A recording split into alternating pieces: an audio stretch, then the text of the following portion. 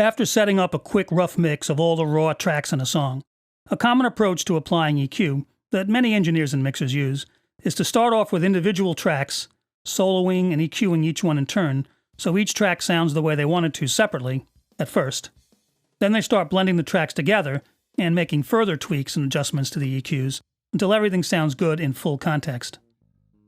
Now this is a pretty solid approach, but as is probably obvious just from the description alone, it's going to involve a lot of back and forth and a lot of multiple redoing of EQ settings as the mix builds. And this is normal. You have two EQ goals you're addressing this way: making sure the tracks have the best tone when they stand alone, and making sure their tone works in context of the full mix. Unfortunately, these two requirements can sometimes turn out to be at odds with each other, making the job of EQing a particular mix a little more complicated than it might have seemed at first blush. The same EQ that sounds good on a solo track will often not work as well in combination due to the psychoacoustic effect of masking. When louder overtones from one wave fall at or near the same frequency as softer ones from another simultaneously sounding wave, the softer overtones are not perceived by our hearing apparatus. They're masked, covered up, sort of. This changes the tone of that sound, that instrument, and it's the reason why the tone you might have sculpted so carefully with a particular track soloed may sound very different or simply not work at all when that track is combined with others in the full mix. The combined playback will reveal how the inevitable masking effects will alter the tonality of the various tracks and what you'll need to do to achieve the desired tone while they're blended into the mix. Since each change you make has the potential to affect the entire blend of parts, there'll be a lot of back and forth between solo tracks and the full mix before you've gotten the EQ to a finished state. For example, take a song that builds up its arrangement gradually, starting out with a kick alone, and then maybe brings in the rest of the drums and bass, eventually adding chords from, say, a guitar or a synth.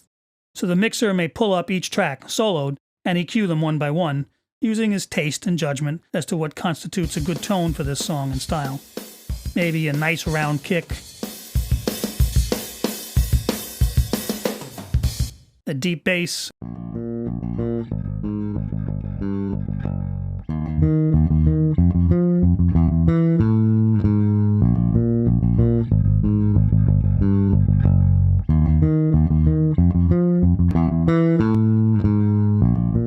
and a nice rich guitar or synth sound with a full resonant mid-range that shows off the rich harmonic ring of the instrument.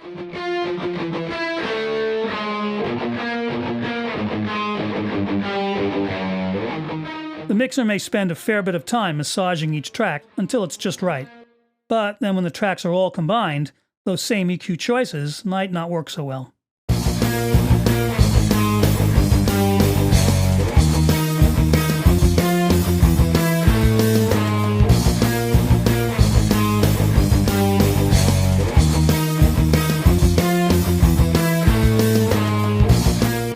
The kick, which sounded so nice and round, may not be as well articulated as needed when the bass is on top of it, requiring an additional bump in the presence range, around 3 or 4K, so the beater slap can help the individual hits come through more clearly.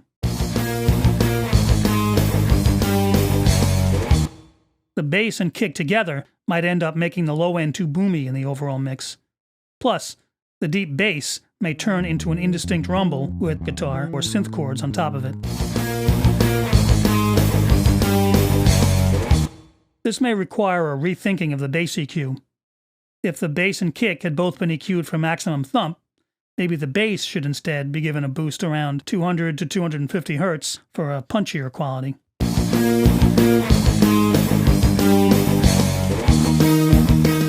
It'll still sound deep enough in the context of the full mix, but now both tracks will be much easier to make out clearly. A broad dip in the lower mids will make room for the harmonics of the bass and kick.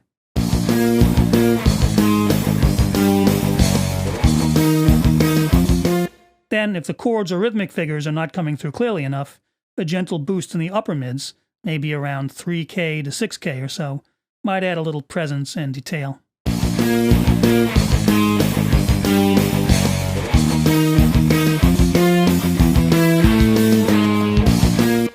But what happens if you have some parts which play both alone, soloed as part of the musical arrangement, and within the full mix?